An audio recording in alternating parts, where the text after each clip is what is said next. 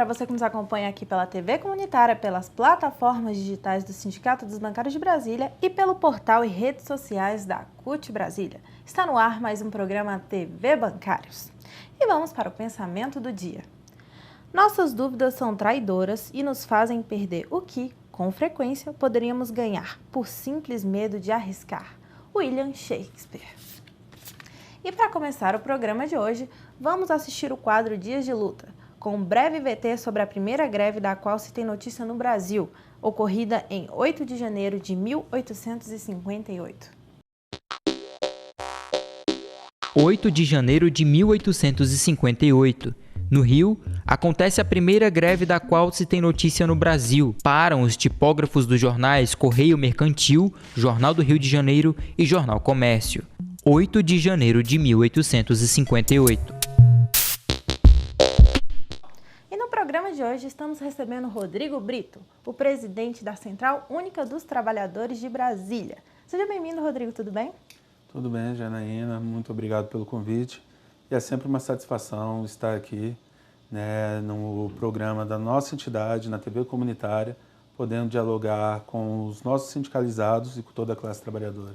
Isso. E hoje vamos falar sobre as atividades da CUT, todo o percurso, e as orientações que temos a dar para todos os trabalhadores. E, em primeiro lugar, como a CUT surgiu? Então, a Central Única dos Trabalhadores, ela surgiu de uma necessidade do povo brasileiro, da classe trabalhadora brasileira, de se organizar em um momento diferenciado, e crucial na história do nosso país, que foi no momento onde vivíamos a ditadura militar. Inclusive, ditadura essa que grupos hoje da nossa sociedade querem que volte, infelizmente, para trazer um retrocesso para o nosso país. Então, naquele período, no final da década de 70, início da década de 80 do século passado, os trabalhadores, sentindo essa necessidade de, principalmente devido à solidariedade de classe e principalmente de pautar demandas que não fossem apenas corporativas das suas categorias, mas sim demandas que fossem que atendessem os anseios da sociedade brasileira como um todo, eles decidiram se organizar em torno de uma central única dos trabalhadores, ou seja, da verdadeira entidade que representa a classe trabalhadora brasileira para poder fazer esse enfrentamento. Seja com aquele Estado, com o Estado brasileiro naquele momento, que pregava a ditadura militar, que não deixava que existisse a democracia no nosso país, ou seja, com os patrões de plantão que queriam cada vez mais lucrar e explorar a classe trabalhadora, como a gente também vê muito ocorrendo hoje em dia, porque essa disputa de classe ela não acabou. E por isso a necessidade e a importância da gente fortalecer a cada dia mais a história e a atuação da Central Única dos Trabalhadores. Sim. E quais são os princípios da CUT? A CUT, quando ela foi fundada no dia 28 de agosto de 1983, ela foi fundada em cima de alguns princípios que são muito importantes para a nossa atuação. Primeiro, que é um princípio cultista e que tem que ser de qualquer entidade sindical que se considere séria, qualquer entidade sindical laboral que diga que realmente faz o seu papel, é a defesa de forma intransigente da classe trabalhadora. Então, se qualquer trabalhador ou qualquer conjunto de trabalhadores ou trabalhadoras, independente de qual região do país, ele venha a ser afetado, venha a ser prejudicado, venha a ser penalizado, a CUT, junto com suas entidades filiadas, estará lá e tem que estar fazendo o papel de defender e representar esses trabalhadores. Outro princípio essencial para nós é a autonomia e independência. Então, quando eu falo que eu vou defender de forma intransigente a classe trabalhadora, eu vou defender independente de quem seja o patrão com que eu esteja negociando, com que eu esteja fazendo a luta paredista, e independente de quem seja o governo municipal, estadual ou federal. Ou seja, a pauta da classe trabalhadora tem que ser defendida com muita dedicação, com muito afinco, e não podemos deixar que haja interferência em nossa atuação. Então, essa autonomia e independência é essencial para que a gente consiga estar avançando em prol dos trabalhadores. Outro princípio também importantíssimo e que a gente viu de forma bastante clara, assim, ocorrer de forma cotidiana, principalmente aqui em Brasília, é o princípio da solidariedade de classe. O que é isso? mexeu com o trabalhador, mexeu com todos, vamos botar de forma bem simples. Ou seja, um sindicato vai para a luta, tem que os demais sindicatos, os demais conjuntos de trabalhadores, independente da categoria profissional, apoiar. Afinal, fazemos parte da mesma classe que a classe trabalhadora. Por isso, tivemos, por exemplo, ano passado, em momentos importantíssimos, como, por exemplo, na própria greve dos bancários, a ajuda e o apoio, por exemplo, do Sindicato dos Vigilantes. Na greve dos professores e educadores aqui do Distrito Federal, dos nossos orientadores, nós tivemos, em diversos momentos, uma atuação importantíssima, inclusive quando teve aquele massacre do Eixão Sul, onde a polícia militar, de forma descabida, agrediu os professores e professoras que estavam reivindicando que o governo Hollenberg cumprisse o que foi definido e aprovado em lei, que era a execução do plano de carreira. Eles foram agredidos e os rodoviários, de forma solidária, pararam suas atividades na rodoviária até que o último professor, o último militante que estivesse protestando no Eixão Sul fosse solto lá da delegacia. Então, esses exemplos compõem a solidariedade de classe e nós, na CUT Brasília, sempre que temos alguma categoria, temos algum sindicato que vai fazer alguma luta, que vai ter algum enfrentamento, nós, nas nossas plenárias, pautamos a demanda desse sindicato e a gente analisa de forma conjunta e coletiva como que os demais sindicatos vão apoiar e contribuir. Por isso a importância da central, para estar fortalecendo as lutas individuais das categorias, mas também as lutas macro. Por exemplo, lutas contra esse Congresso Nacional Conservador, que ele quer retirar a todo custo direitos da classe trabalhadora, que ele quer precarizar as nossas organizações e a nossa legislação, e também esse Congresso que está por trás, junto com setores conservadores da direita e da grande mídia, num golpe contra a nossa democracia que está sendo orquestrado e que nós não vamos permitir que aconteça. Então, a solidariedade de classe é um outro princípio essencial para a existência da CUT e de um sindicalismo forte no nosso país. E, por fim, entre os vários princípios que a CUT tem, um que a gente entende que é essencial é a busca e a construção do socialismo. Não tem como nós falarmos de ter uma sociedade justa e igualitária se não tivermos implementado um sistema socialista que garanta que a pessoa, independente de classe social, independente da família que ela nasceu, que ela tenha a mesma igualdade de oportunidades, que ela possa estudar numa escola pública de qualidade, que ela tenha acesso a uma saúde pública de qualidade, que ela possa ter cultura, lazer, mobilidade urbana, moradia, emprego. Ou seja, nós defendemos sim o regime socialista, entendemos que é isso que precisamos para o nosso país, porque todos nós merecemos e temos que ter a mesma igualdade de oportunidades e uma vida digna. Ou seja, precisamos ser respeitados, cada um enquanto cidadão, e ter o direito à cidadania plena, que a Constituição Federal, a Constituição do nosso país, ela garante, porém não é exercida. Embora a gente teve um avanço muito grande nos últimos anos, mas ainda precisamos avançar muito mais. E para avançar muito mais, não podemos deixar que o golpe contra a democracia ocorra no nosso país. Por isso, esses princípios básicos, podemos dizer que são os balizadores da atuação da Central Única dos Trabalhadores e é o que faz a diferença para que a classe trabalhadora possa ter avanços e conquistas nessa disputa de classes. Com certeza, princípios bem enfáticos da CUT. E qual é a relação da CUT com os sindicatos filiados? Então, nós na Central Única dos Trabalhadores, em especial aqui na nossa CUT Brasília, aqui no Distrito Federal e no entorno, nós temos um projeto e pautamos que a nossa atuação seja feita de acordo com a vontade da base, ou seja, seja feita de acordo com a vontade do conjunto de trabalhadores que representamos. Por isso, até que quando o meu nome foi colocado como candidato a presidente da CUT em 2012 e foi aprovado em 2015, num processo tranquilo, por unanimidade, no processo de reeleição, nós apresentamos um projeto chamado Todo Poder aos Sindicatos, onde quem define a ação da CUT e a nossa forma de atuar é os nossos sindicatos de base. Ou seja, não é a direção da CUT, a sua executiva ou direção estadual, ou no caso a direção nacional, chegar para os sindicatos e falar, vocês vão ter que fazer isso ou aquilo, e os sindicatos chegarem para os seus conjuntos de trabalhadores representados e falarem, vocês vão ter que tomar tal atitude ou aquela. E sim, que os sindicatos, dialogando com seus trabalhadores, definam a forma como eles acham que a categoria pode avançar e que os sindicatos, nas plenárias e fóruns adequados que a CUT atua, eles possam estar definindo junto com a direção da CUT para o rumo que nós temos que tomar. E definido esse rumo, com certeza a Central Única dos Trabalhadores, a nossa diretoria, o conjunto da nossa militância vai estar com os sindicatos e com toda a classe trabalhadora em qualquer lugar, seja numa porta de garagem de uma empresa de ônibus, seja na porta de um banco, seja, por exemplo, numa escola. Onde houver trabalhador sendo oprimido, a CUT vai estar lá fazendo a luta pela defesa dele. Então, a base, a classe trabalhadora que pauta a nossa ação e por isso que a CUT tem o respeito dos trabalhadores. Certo. E atualmente, essa relação com o sindicato, como você avalia? Eu entendo que a nossa relação com as nossas entidades filiadas ela é uma relação bastante positiva. Em especial aqui no Distrito Federal e no entorno, a nossa CUT Brasília teve um crescimento bastante expressivo. Nós, por exemplo, quando assumimos a CUT em 2012, nós tínhamos 76 entidades sindicais filiadas. Hoje nós temos mais de 100. Tivemos um crescimento de mais de um quarto. E esse crescimento foi baseado em cima de um trabalho que é composto por um tripé.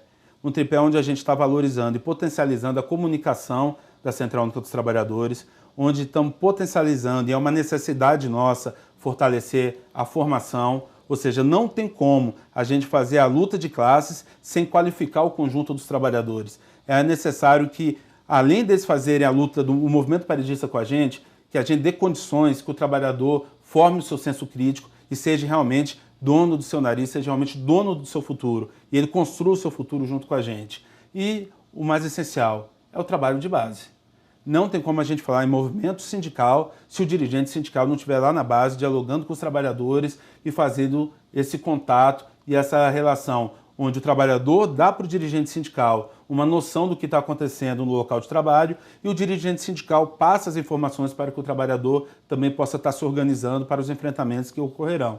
Então, em cima disso, como dirigente tem que estar lá junto do trabalhador no local de trabalho, cabe a nós, dirigentes da CUT, estarmos juntos dos sindicatos. Então, essa relação é uma relação fortalecida porque a gente tem uma tranquilidade de dizer que qualquer sindicato filiado à CUT, quando precisa da central, pode ligar para a gente, pode chamar, que vai ter um dirigente cutista lá para ajudar e para apoiar. Porque a gente não deixa na mão e apoiar não é apenas orientando, é estando na linha de frente. Porque melhor do que a gente orientar é dar o exemplo para que os outros venham atrás e façam a luta. Certo, Rodrigo. Percebi que está bem harmônico a relação com os sindicatos. Mas e com governo e partidos, como você avalia? Então, nós temos uma questão dentro da organização da nossa sociedade, onde cada um tem um papel. Então, cabe aos movimentos sociais e movimento sindical, eles terem um papel de representar aquele conjunto de trabalhadores, de categorias ou de pessoas que compõem aquela entidade que ela busca um determinado fim. Então, por exemplo, quando eu vou no Sindicato dos Bancários, independente de qual a crença, né, de qual a raça, de qual a opção política, de qual o time de futebol, por exemplo, eu sou vascaíno, eu tenho meu amigo Ricardo e Josibel, que são flamenguistas, independente de qual seja a opção da pessoa, ela sendo bancária, sendo trabalhador do ramo financeiro, ela é filiada àquela entidade o representa. Então, o que define a representação dentro dos movimentos é a categoria profissional, onde que a pessoa se enquadra dentro dessa organização laboral. E esses movimentos têm um papel, entre eles, que eu coloquei o principal, a defesa intransigente da classe trabalhadora. Os partidos políticos têm um outro papel. Quando eu me filio a um partido político, eu me filio pela ideologia, pela crença que eu tenho naquela ideologia, naqueles princípios que aquele partido político representa. Por exemplo, se eu me filio ao PSDB, eu me filio ao PSDB porque eu acredito numa política capitalista de Estado mínimo. Uma política que prevalece para a elite o lucro, a riqueza e para o povo, para a maioria da população brasileira, a exploração.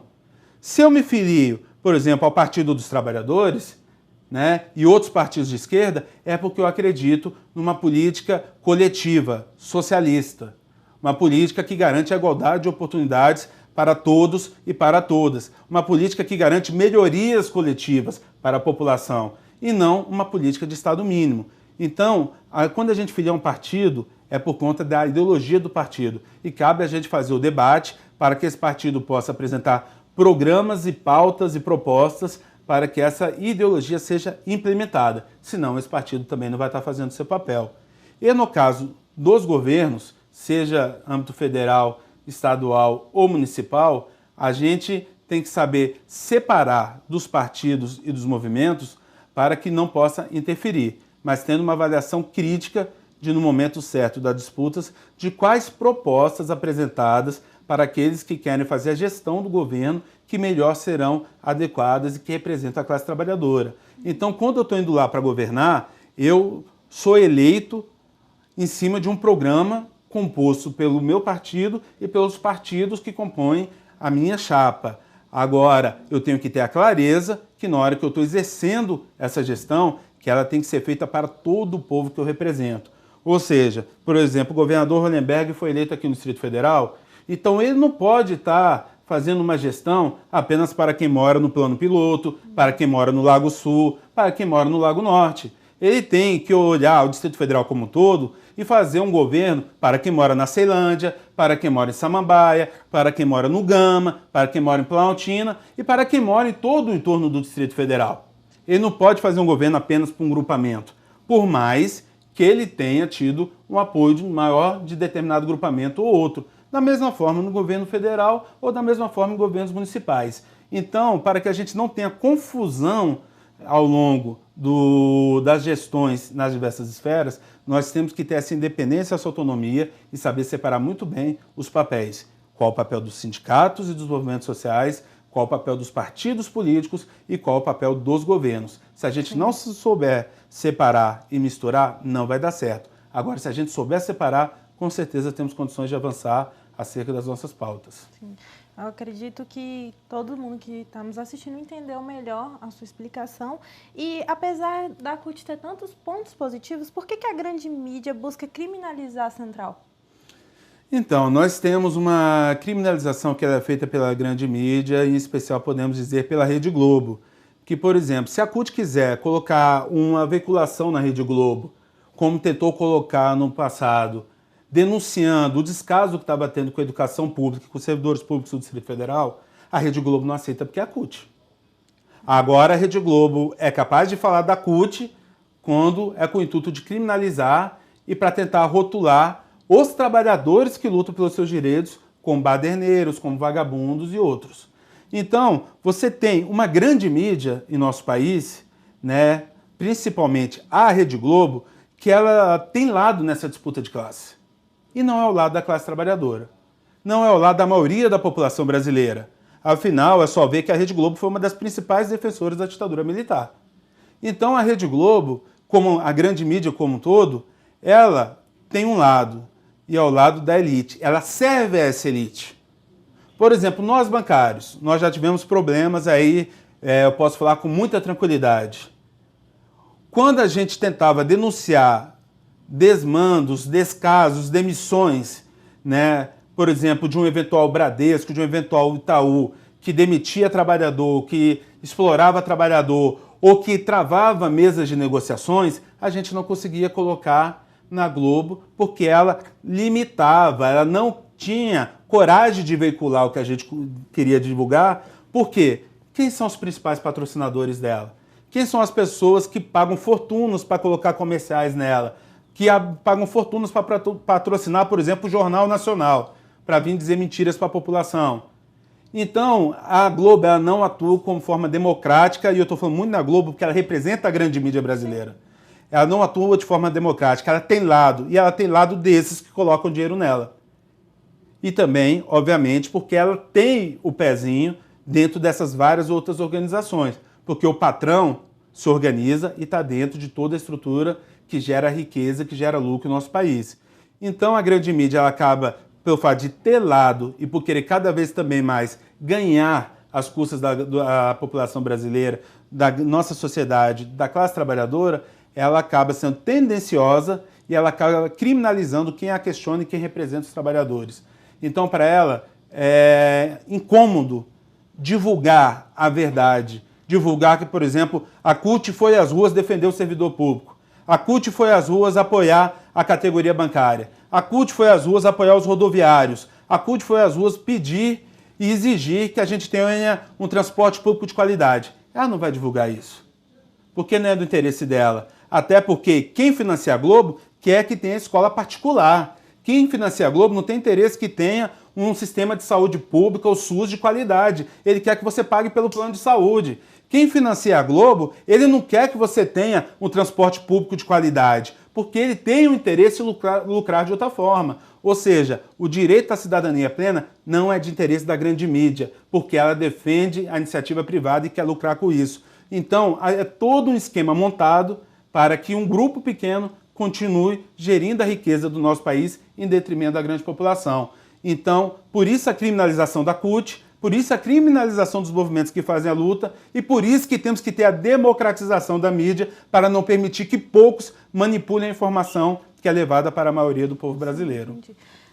O seu discurso me faz ressaltar uma frase que eu já falei aqui algumas vezes, que o sistema está o lucro acima do bem-estar humano. É um retrato que você citou aqui. Mas e outras alternativas, como a internet, como outros jornais, que eu vejo, né, que isso é bem dissipado. Inclusive, esse programa é um recurso para isso. Ele tem dado alguns resultados, no seu ponto de vista? Então, a gente consegue fazer um contraponto, né? Mas ainda um contraponto que tem que ser bastante aprimorado e bastante melhorado.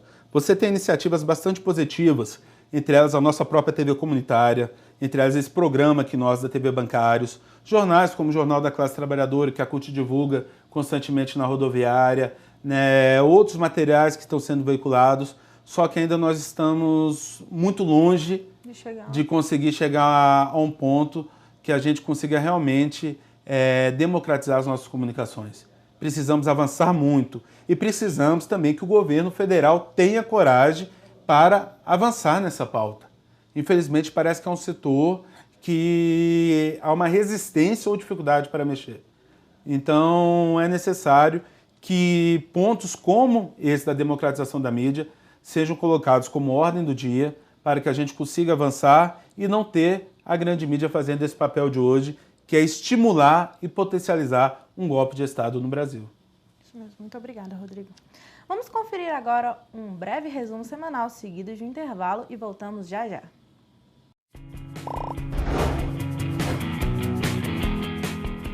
Olá, começa aqui mais um resumo semanal com as notícias do Sindicato dos Bancários de Brasília. Veja os destaques. Inscrições abertas para os cursos de CPA 10 e CPA 20. Aulas começam no dia 18 de janeiro. As bancárias e bancários interessados em participar de novos cursos regulares de preparação para exame de certificação profissional, ANBIMA CPA 10 e CPA 20, têm até o meio-dia de sexta-feira, dia 15 de janeiro, para se inscrever. As aulas começam segunda, dia 18 de janeiro, às 19h30. Mais informações pelo número 3262-9090, na Central de Atendimento do Sindicato. Sindicato inicia a negociação com o BRB sobre o novo programa de PLR. O sindicato se reuniu com o BRB na segunda-feira, dia 4, para iniciar a negociação sobre o novo programa de participação nos lucros e resultados, o PLR. Porém, em função de alguns assuntos pendentes, em especial a resolução sobre substituições, editada em 31 de dezembro de 2015, estes assuntos foram objetivo de discussão. Inscrição de chapa para eleições da CACI 2016 segue até o dia 29 de janeiro. Começou na segunda, dia 4 de janeiro, e segue até às 18 horas do dia 29 de janeiro o prazo de inscrição das chapas para as eleições da CACI 2016. Serão eleitos diretor de plano de saúde e relacionamento com clientes e representantes do Conselho Fiscal e Deliberativo. A votação será dos dias 11 a 22 de abril de 2016 e os eleitos terão mandatos de 1º de junho de 2016 a 31 de maio de 2020. Eleição da diretoria do sindicato será nos dias 8, 9 e 10 de março. Cumprindo determinação estatutária, a comissão eleitoral, após algumas reuniões, definiu o cronograma para a eleição da diretoria do Conselho Fiscal e suplentes para o triênio 2016/2019. De 4 a 18 de janeiro de 2016, acontece o período de inscrição das chapas. Dos dias 8 a 10 de março, ocorre a eleição. E para mais informações, acesse bancariosdf.com.br.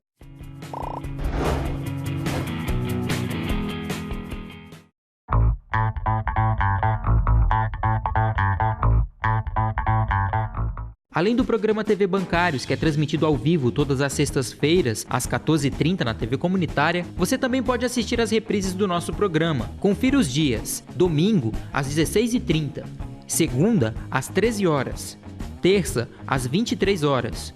Quarta, às 13 horas. Quinta, às 18 horas. Sexta, às 22h30. E sábado, ao meio-dia. E no portal do sindicato você pode assistir outros programas clicando na aba TV Bancários.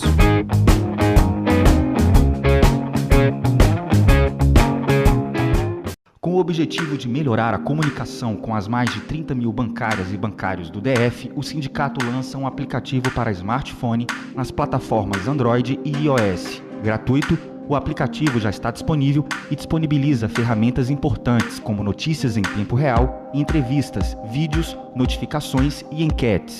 Em breve, o aplicativo vai contar com serviço de sorteio de cortesias para o Teatro dos Bancários e outros eventos realizados pelo sindicato. Para participar das enquetes e dos sorteios, é necessário criar um login e senha, disponível na parte superior à direita. Essas duas funcionalidades estarão disponíveis apenas para bancários sindicalizados. A criação do aplicativo faz parte das comemorações dos 55 anos do sindicato, celebrado em 22 de setembro. Cineclube Bancário tira férias. Sindicato prepara nova temporada. Em virtude das festas de fim de ano, o Cineclube Bancário encerra temporariamente as suas atividades. A programação será retomada normalmente em 2016, com exibições gratuitas sempre às segundas-feiras, às 20 horas, no Teatro dos Bancários. Depois das férias, vem comer pipoca com a gente. Agora quem assiste o programa TV Bancários pode enviar sugestões de pauta e perguntas para os nossos convidados. Nossos contatos são tv@bancariosdf.com.br. Anote também o número do nosso WhatsApp, 61 7818 7251. Participe!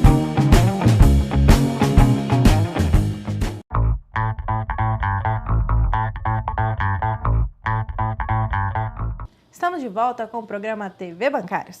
E chegou a hora do quadro Além de Bancário Eu Sou. Hoje vamos conhecer Marcela Andrade, que além de bancária do Banco do Brasil, é blogueira de gastronomia.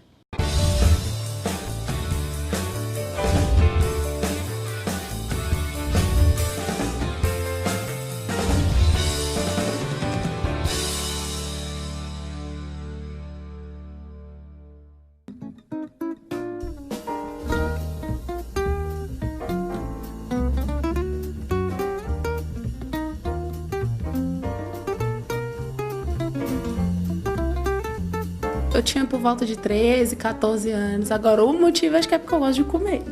Então, acaba associando. Eu comecei a cozinhar dentro de casa mesmo. Fui lendo, vendo sites, livros. Tem uma pilha de livros de receita. Então, foi mais por gosto mesmo. Na família também não tem ninguém que é fã assim, igual eu. Mais ou menos isso. Eu sou mais de inventar. Às vezes eu vejo uma receita... Gosto, tento fazer. Dificilmente eu sigo uma receita que eu gosto muito de inventar. Ou então, às vezes, não tem um ingrediente, aí você vai lá e mistura, porque também não dá pra... Vou no mercado comprar aquilo certinho pra aquela receita. Às vezes não, mas assim, eu sigo receita também. Mas é mais difícil. Bolo, doce, salgado, comida... Eu gosto muito de comida, aquela coisa de comida de família. Tipo, uma travessa desse tamanho de comida.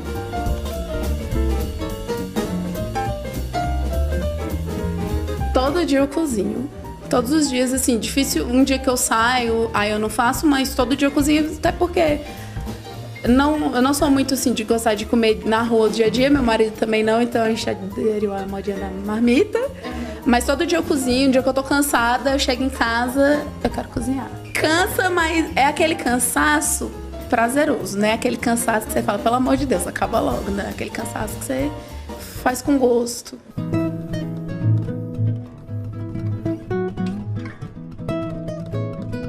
O blog surgiu mais... O pessoal da faculdade ficava muito no meu pé para mim fazer, porque eu também sou jornalista, e eu mostrava as receitas, tirava foto do pessoal, não, faz o blog. Aí eu tinha um blog de textos, e fiquei com ele uns 2, 3 anos, aí comecei a fazer o de receita. O de receita já tem 4 anos. Aí o pessoal cobra, tipo... No Instagram eu coloco uma foto, aí a pessoa fala, e a receita? Gente, calma, eu acabei de comer, deixa que eu vou colocar, calma. Pelo menos uma vez na semana, ou até mais, eu venho pra casa da minha mãe, faço jantar, ou então às vezes, no final de semana, geralmente a gente sempre almoça todos juntos. Dia das Mães, aniversário, então sempre eu tô aqui. Casa de amigo também. Ó, o blog chama Blog Pimenta Preta, pimentapretapodcast.blogspot.com. Tem a página no Facebook do Pimenta Preta também e o Instagram, que é pimenta_preta.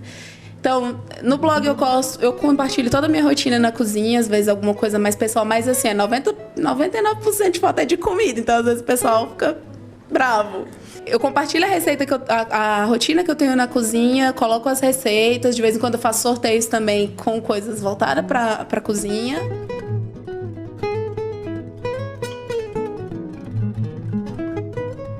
Essa aqui é uma cocadinha de forno, dessa vez eu fiz com maracujá. No blog tem ela como beijinho de potinho, aquele beijinho de coco.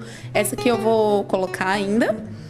E eu tô preparando uma picanha no sal grosso, que já tem no blog, com risoto de queijo coalho e melaço, que eu vou colocar também antes que o pessoal cobre.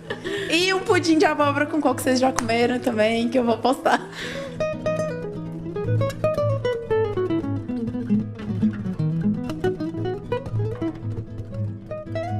Meu nome é Marcela Andrade, além de bancária eu sou cozinheira e tenho um blog de gastronomia.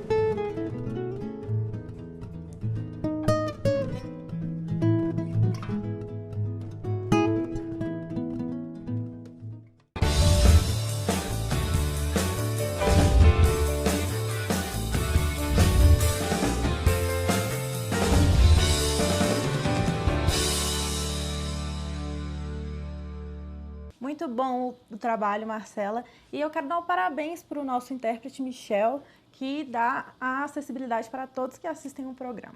Então, voltando a falar com o presidente da CUT Brasília, Rodrigo, sobre os desafios da Central Sindical. Então, Rodrigo, qual o balanço que você faz desses 32 anos da atuação da CUT? Então, a Central Única dos Trabalhadores, ao longo desses 32 anos, ela conseguiu fazer com que a classe trabalhadora no país tivesse grandes avanços e conseguisse dar um salto de qualidade na sua organização. Nós podemos pegar, por exemplo, a nossa própria categoria, a categoria bancária. Se você pegar ela no início da CUT, da nossa fundação, era uma categoria que negociava acordos coletivos, muitas vezes por bancos e por estados. Então, você não conseguia, muitas vezes, fazer com que determinados avanços fossem garantidos. Então, o trabalhador que estava no Distrito Federal, por exemplo, no Banco do Brasil, ele tinha um determinado piso e tinha alguns direitos garantidos. O trabalhador, por exemplo, do mesmo Banco do Brasil, no Rio Grande do Sul, ou seja, no Acre, não tinha os mesmos direitos do trabalhador aqui. Ainda mais se a gente for ver também trabalhadores de outros bancos, aí que não tinham mesmo. E por conta dessa organização, desse apoio da Central Única dos Trabalhadores, em 1985 nós criamos a DNB, na época o Departamento Nacional dos Bancários. Depois, o Departamento Nacional dos Bancários orgânico à CUT. Depois, em 1992, nós criamos a CNB, a Confederação Nacional dos Bancários. E em 2006, a CONTRAF, Confederação Nacional dos Trabalhadores do Ramo Financeiro. Então, por conta dessa organização feita pela CUT, nós conseguimos avançar de uma categoria que tinha acordos específicos de banco e acordos regionalizados, estaduais, para uma categoria que tem uma convenção coletiva nacional que garante os mesmos direitos e conquistas a todo bancário e bancária, independente de banco, independente de qual região do país que ele trabalhe, e, além disso, acordos específicos e aditivos com as instituições financeiras que garantem mais avanços ainda de acordo com as características daquele banco, daquela instituição. Então, esse exemplo que a gente está citando da categoria bancária pode ser dado a diversas outras categorias e organizações que conseguiram aprimorar acordos e convenções coletivas, ter novas conquistas e fortalecer a categoria em volta do seu sindicato para ter uma atuação forte, uma atuação que realmente garanta mais avanços. Além dessa organização e desses avanços corporativos, nós conseguimos ser de grande importância para diversas pautas, seja na democratização do nosso país na década de 80, seja num período de resistência feita pelo neoliberalismo aos trabalhadores na década de 90 e também num processo de reorganização dos trabalhadores e fortalecimento nas nossas pautas nesse novo século, onde a gente conseguiu ter uma política efetiva e de negociação macro, garantindo uma política de valorização do salário mínimo e colocando o dedo em pontos cruciais para avançar, né, para a classe trabalhadora, como também para resistir os ataques, como, por exemplo, recentemente ao PL 4330, que hoje está no Senado como PLC 30, que vem a precarizar e roubar os direitos da classe trabalhadora, que é um projeto de lei que nós entendemos que ele sendo aprovado no Senado, ele tem que ser vetado, né, pela nossa presidenta Dilma, porque ele não tem condições de ser implementado, porque ele estraga toda a nossa organização, ele acaba com acordos e convenções coletivas, ele rasga a CLT, ele rasga a Constituição, só que não vai ter essa necessidade da gente pedir para a presidenta Dilma vetar esse projeto, porque a gente vai barrar ele no Senado Federal e não vamos deixar com que ele tramite. Então, ou seja, desde políticas macro, que envolva toda a sociedade brasileira, até questões específicas de categorias, a CUT foi importante para fazer com que a gente tivesse avanços, e importante também para, no ano de 2002, eleger o primeiro operário presidente do nosso país, que conseguiu ter uma política que tirou 40 milhões de brasileiros e brasileiras da linha da fome, da linha da miséria. Então a CUT participou de todo esse processo e, por conta disso, a CUT, inclusive, recentemente recebeu da ONU o título de entidade sindical laboral que serve de exemplo para todo mundo. É considerada a organização dos trabalhadores mais eficiente no mundo inteiro. Então isso é motivo de orgulho para nós militantes cutistas e, com certeza, de orgulho para toda a classe trabalhadora no Brasil. Certamente. E qual é a posição da Central sobre a reforma da Previdência que está sendo vinculada nos últimos dias pelo governo? Então, nós temos uma preocupação muito grave em relação à nossa Previdência Social. Primeiro, entendo que nós temos que ter a clareza que a Previdência não é uma questão apenas relacionada ao empregado e empregador, mas é algo que tem que ser tratado por toda a sociedade. Em primeiro lugar, qualquer medida que venha a ser tomada por parte do governo para prejudicar a classe trabalhadora, a gente vai estar contra. Então isso é bem claro e a gente vai para as ruas e vamos fazer todos os movimentos para impedir se vier alguma medida nesse sentido. Agora, além de ser contra qualquer medida que venha prejudicar, nós temos que trabalhar numa linha para discutir como vamos resolver o problema da Previdência. Então, aqui em Brasília, por exemplo, um conjunto nosso da diretoria executiva, em especial a nossa secretária de formação, companheira Nilza, e o nosso secretário-geral, companheiro Rodrigo, estão organizando uma proposta de seminário que vamos apresentar para a nossa diretoria executiva, com a ideia de já no final do mês de janeiro realizar com a participação de todos os nossos sindicatos e entidades filiadas e também convidando a nossa direção nacional da CUT para que a gente possa estar discutindo propostas a serem apresentadas ao governo federal para tentar resolver a questão previdenciária no país. E porque para resolver a Previdência não basta discutir, por exemplo, vamos colocar uma idade mínima para aposentar. Não basta discutir, por exemplo, vamos onerar mais o setor laboral ou o setor patronal. A gente tem que ter elementos reais. E, inclusive, como um elemento real que a gente pode citar como exemplo, que estamos discutindo, eu, voltando, já que estamos no nosso programa aqui na TV Bancários, vou citar o exemplo dessa categoria, da nossa categoria, que é a minha categoria, que é a categoria bancária. Né? A gente tem muitos trabalhadores e trabalhadoras que estão lá no dia a dia, nas unidades bancárias, nas agências, nos postos de serviços, e eles muitas vezes estão tendo uma sobrecarga de trabalho, estão sendo explorados mais do que deveriam, não estão tendo uma qualidade de vida, uma qualidade de trabalho que garanta que ele exerça de uma forma eficaz o seu trabalho, mas que também preserve sua saúde. Então esse trabalhador acaba muitas vezes sendo explorado, sendo sobrecarregado, né? Tanto que o nosso sindicato mesmo tem uma campanha muito forte de combate ao assédio moral, por conta desse excesso de cobrança, dessa exploração. Aí esse trabalhador vai lá, é explorado, abusam dele, extrapolam a carga de trabalho e esse trabalhador adoece. Ou seja, ele gera lucro para a instituição financeira, mais do que ele deveria gerar, porque o que ele recebe como remuneração é por determinado exercício, por determinado trabalho que ele tinha que realizar, e ele acaba produzindo muito mais pela sobrecarga, pela demanda, pela exploração, e ele aumenta, potencializa o lucro da empresa, só que na hora que ele adoece, não é a empresa, não é o banco que cuida do problema dele. ele é encostado, vai para o INSS e quem acaba sendo onerado? O Estado e a sociedade como um todo. Então, em casos como esse, por exemplo, na nossa categoria, nós temos muitos problemas de bancários e bancárias, né, de trabalhadores do ramo financeiro que sofrem, por exemplo, por problemas de lesão por esforço repetitivo. Principalmente quem trabalha na área de suporte operacional, como, por exemplo, os caixas. Então, eles acabam tendo problema de ler, dorte, principalmente aqui no ombro e na região do antebraço. Você tem muito adoecimento, né, mental, adoecimento psíquico, principalmente quando você pega os trabalhadores, em especial os gerentes comerciais, ou seja, que acabam fazendo a gestão de carteiras, seja carteiras de pessoa física ou carteiras de pessoa jurídica, porque há uma cobrança cotidiana que ele tem que estar batendo as metas. E principalmente na iniciativa privada, se ele não bater a meta, rua. Então, a pessoa vai entrando naquele desespero, porque ela tem filho para manter, tem uma casa para manter, ela precisa daquela remuneração e precisa ter tranquilidade, que vai exercer o seu trabalho e vai continuar tendo a sua remuneração garantida.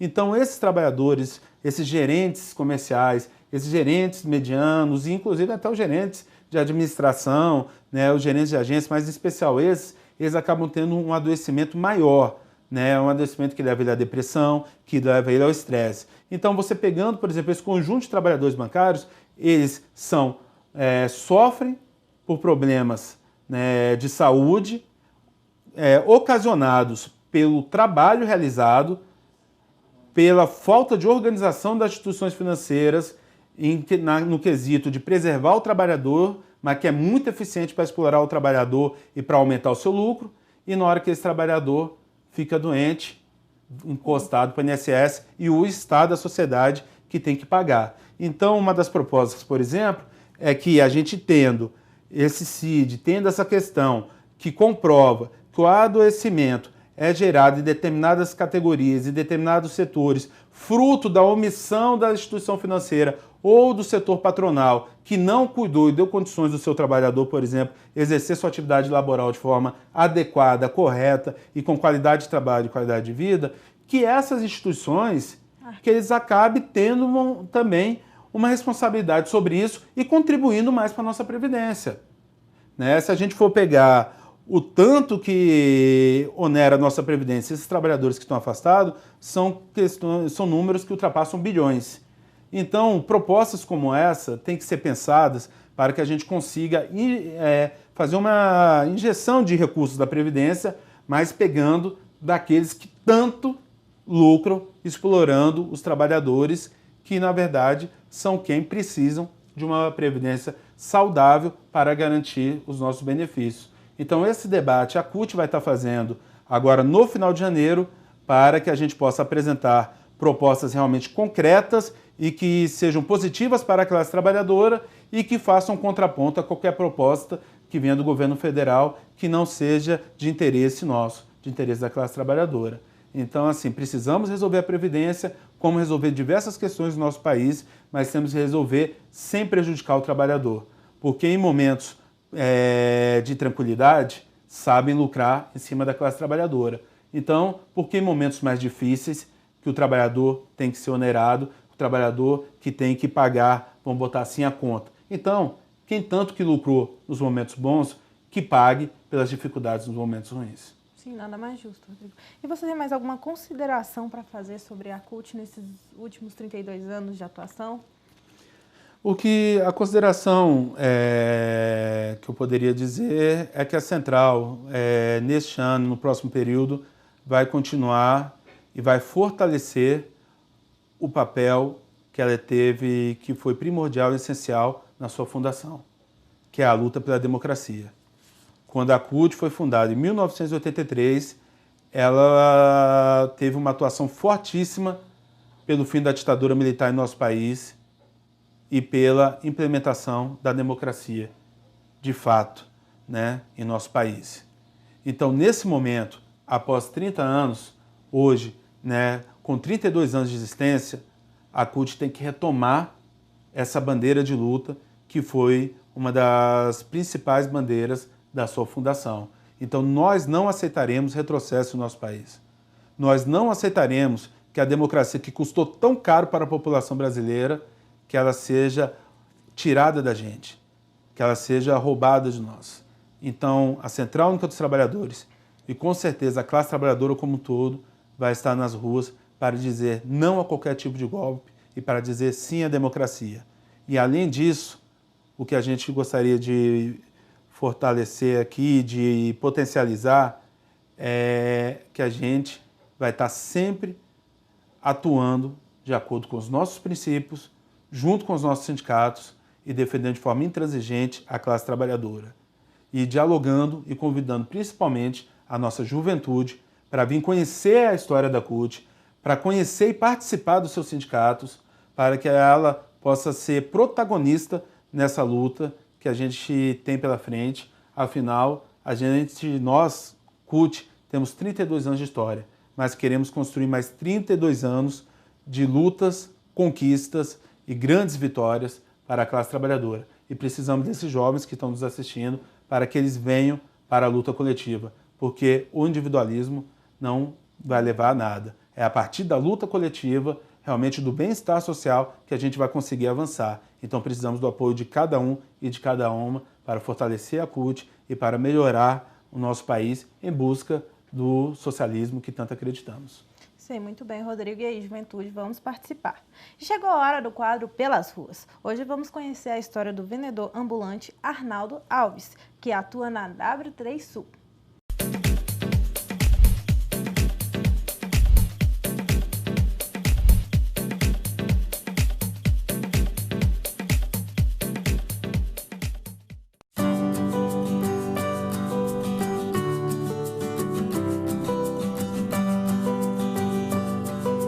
Eu trabalho nesse comércio ambulante já há 20 anos. Eu trabalhei 10 anos no setor comercial sul, vim para cá, né? Que é 10 anos aqui. Eu trabalhei nesse comércio ambulante por falta de emprego mesmo, de emprego regular, porque no emprego fixo não estava tendo, né? Quando eu arrumava um emprego fixo, às vezes não dava para me manter, né? Aí a minha despesa era alta e não dava para manter com o salário que eu tinha para manter como empregado, né? Aí eu preferi esse serviço porque eu ganhava melhor, né? Aqui eu ganhei hoje, eu ganhei um salário de R$ 1.500 livre, né? Então o salário que eu ganhar é R$ 850 pelo que eu faço, assim, né? Então não dá para me trabalhar e sustentar a família com esse salário, né? Além de ser pouco, é difícil encontrar um emprego fixo, né? Você vê que Brasília hoje está uma dificuldade terrível, não se vai, não tem emprego, quando tem uma vaga é muito concorrido, né? E às vezes exige muito de você para ganhar muito pouco, né?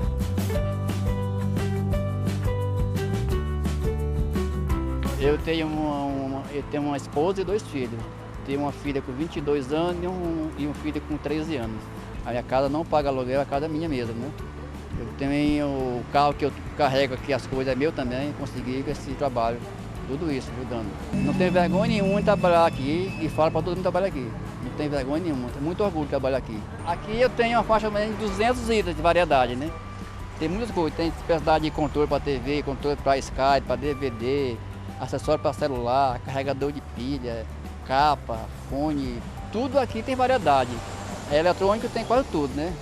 Muita coisa que tem aí.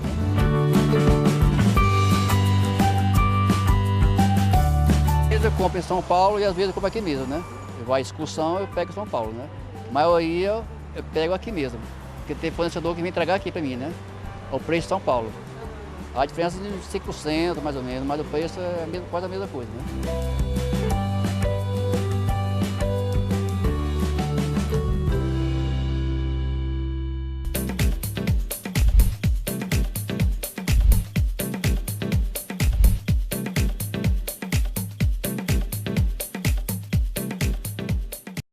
E no quadro Saúde é o que interessa de hoje, vamos conhecer os benefícios da boa alimentação com a nutricionista Bruna Salgado.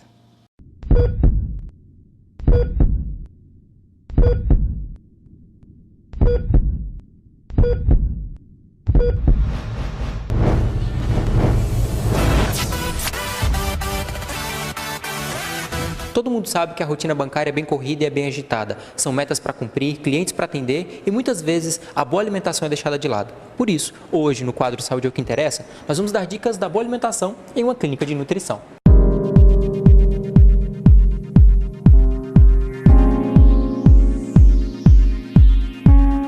pessoa que precisa trabalhar e está muito corrida, ela precisa, querendo ou não, se alimentar bem, porque o corpo precisa se manter em estado de atividade para continuar pensando, continuar trabalhando, continuar desempenhando suas atividades diárias. O importante de você ter uma alimentação saudável, rica em nutrientes, né, fibras e tudo, é para você se manter ativo e se manter bem durante sua rotina de trabalho. Algumas dicas para boa alimentação para os bancários que são, né, pessoas corridas é ter sempre uma garrafinha de água do lado da mesa ou um copo para que alguém possa repor e ele bebendo durante o dia. Um cálculo interessante que pode se fazer é 35 ml por quilo de peso. Então, se a pessoa pesa 60 quilos, ela vai multiplicar por 35 e vai ter a quantidade de água que ela precisa beber no dia, tanto para mulheres quanto para homens. Então, esse é um cálculo legal para você fazer, para saber quanto de água você precisa beber por dia. Os bancários são pessoas que bebem muito café e eles costumam beber cafezinho nesses copinhos de plástico. E esse copo de plástico produz uma toxina que é cancerígena. Então, o interessante também seria você ter uma garrafinha ou uma caneca para você beber seu café durante o dia, que são pessoas que bebem muito café. Outra dica seria você ter opções saudáveis na gaveta, castanhas, frutas desidratadas, porque se você não tiver tempo para sair para comer, você pode comer o que você já se preparou, porque se você estiver preparado, você não vai ficar sem comer, você pode parar um pouquinho e comer, até conseguir almoçar ou conseguir fazer uma refeição um pouco mais completa, um pouco mais saudável. Interessante é que antes de você ir para o trabalho, você já faça uma refeição mais completa, que provavelmente será o café da manhã, para que você, se não consiga comer num próximo horário ou demore mais a comer, já tenha feito uma refeição mais completa. Comer de 3 em 3 horas também é uma boa dica. O que você pode colocar são barrinhas de cereais saudáveis, a maioria das que tem no mercado não são, então procurar mesmo, ler a lista de ingredientes, saber se ali tem mais alimentos in natura do que alimentos processados, castanhas, frutas desidratadas. São várias opções, né, que a gente pode colocar, mas seriam essas as mais fáceis, né, para a pessoa comer, já que não tem tanto tempo.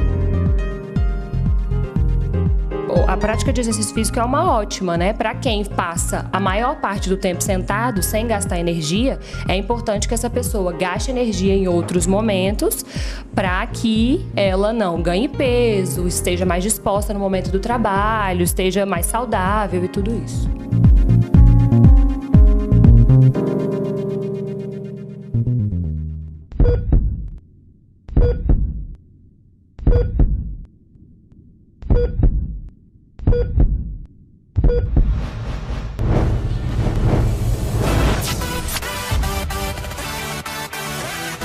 E esse foi mais um programa TV Bancários aqui na TV Comunitária. Agradeço novamente a participação do Rodrigo Brito, presidente da CUT Brasília, e a você que nos assistiu. Qualquer dúvida ou sugestão, entre no portal cutbrasilia.org.br e também nas redes sociais da Central e no portal bancariosdf.com.br. Não perca o programa semana que vem. Tchau, tchau.